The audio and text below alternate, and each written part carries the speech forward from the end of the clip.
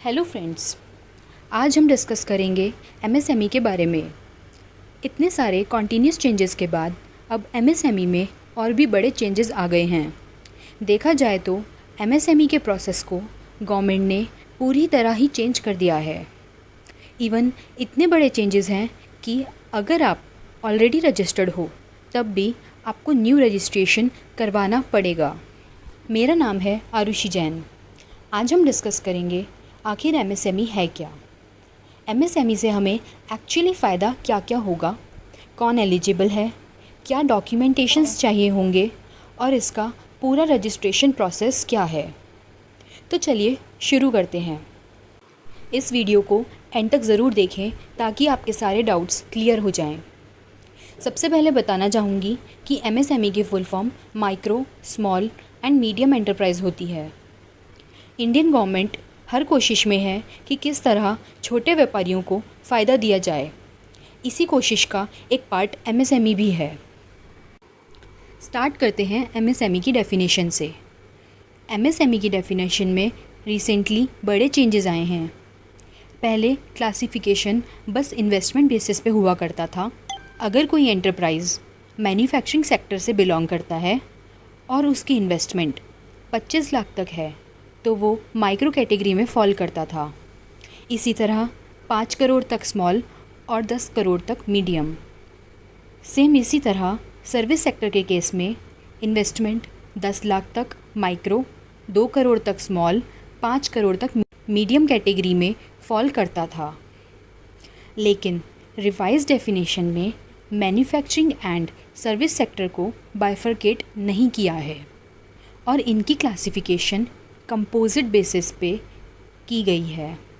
यानी अब इन्वेस्टमेंट के साथ साथ एनुअल टर्नओवर को भी कंसीडर किया जाएगा। अगर आपकी इन्वेस्टमेंट 1 करोड़ और साथ में एनुअल टर्नओवर 5 करोड़ तक है तो आप माइक्रो कैटेगरी में अपना रजिस्ट्रेशन ले सकते हैं। इसी तरह इन्वेस्टमेंट 10 करोड़ और टर्नओवर 50 करोड़ तक है तो स्मॉल, और इन्वेस्टमेंट 50 करोड़ और टर्नओवर 250 करोड़ तक है तो मीडियम कैटेगरी में रजिस्ट्रेशन होंगे।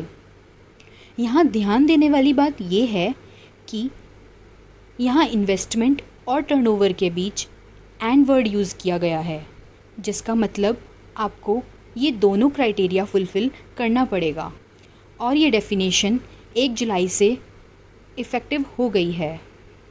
अब बात करते हैं कि इन्वेस्टमेंट और टर्नओवर में क्या इंक्लूड होगा।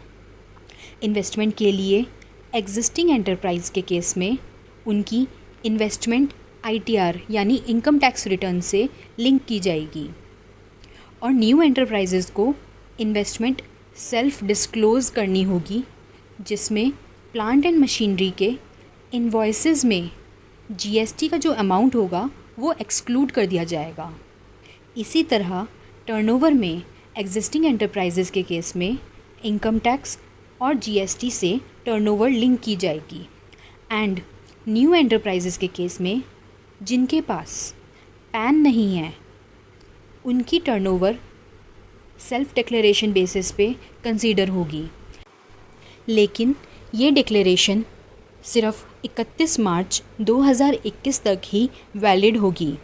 उसके बाद पैन और जीएसटी रजिस्ट्रेशन मैंडेटरी होगा। अब बात करते हैं एमएसएमई के बेनिफिट्स की। मैंने यहाँ मेजर बेनिफिट्स कवर किए हैं, जैसे पेटेंट रजिस्ट्रेशन, जिसमें एमएसएमई को लगभग 50% की सब्सिडी मिलेगी। नेक्स्ट आता है एक्सपोर्ट्स, जो कि टर्नओवर में इंक्लूड नहीं होगा, जिससे आपकी टर्नओवर कम ही रहेगी। एमएसएमई के रजिस्ट्रेशन से लाइसेंसेस भी इजीली और कम रेट पे अवेलेबल होंगे। साथ ही इसी से वेरियस टैक्स रिबेट्स भी मिलेंगे। फिर आता है कोलेटरल फ्री लोन, जिसमें आपको इजी लोन्स बिना किसी सिक्योरिटी के मिल जाएगा। अगर आप कोई आईएसओ सर्टिफिकेशन लेते हैं तो उसका रीइंबर्समेंट आपको गवर्नमेंट करेगी। अब बात करते हैं सबसे इम्पॉर्टेंट बेनिफिट की, प्रोटेक्शन ऑन डिलेड पेमेंट्स। इसमें अगर किसी एमएसएमई के पेमेंट्स डिले होते हैं तो एमएसएमई आरबीआई के इंटरेस्ट रेट से 3 गुना ज़्यादा इंटरेस्ट चार्ज कर सकते हैं और एमएसएमई को इलेक्ट्रिसिटी बिल पे बेनिफिट्स मिलेंगे, साथ ही स्किल ट्रेनिंग्स भी प्रोवाइड की जाएंगी। लास्ट आता है ओवरड्राफ्ट्स, जिस पे नॉर्मल रेट से 1% कम इंटरेस्ट चार्ज होगा। अब आते हैं एडिशनल स्कीम्स पर, जो गवर्नमेंट ऑफ इंडिया ने स्पेशली एमएसएमईज़ के लिए लॉन्च की हैं। फर्स्ट है उद्योग आधार मेमोरेंडम।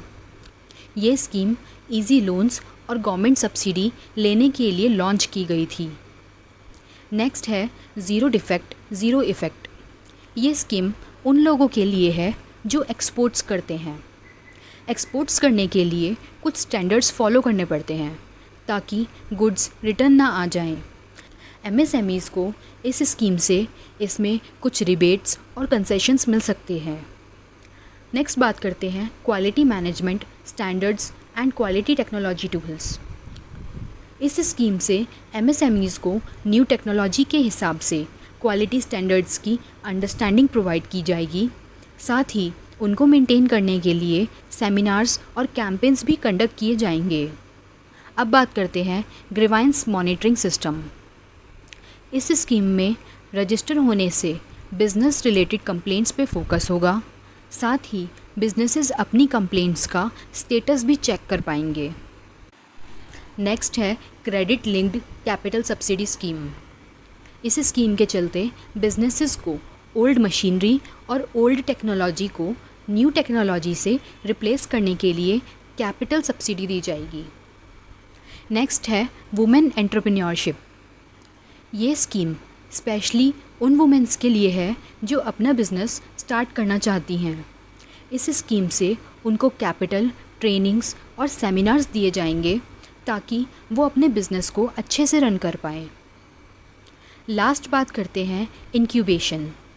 इस स्कीम से इंडिया के मेक इन इंडिया प्रोजेक्ट को प्रमोट किया जाएगा, जिससे न्यू इनोवेटर्स को न्यू डिज़ाइंस और न्यू आइडियाज़ के लिए प्रोजेक्ट की 75 से 80% तक की कॉस्ट फाइनेंस हो सकती है।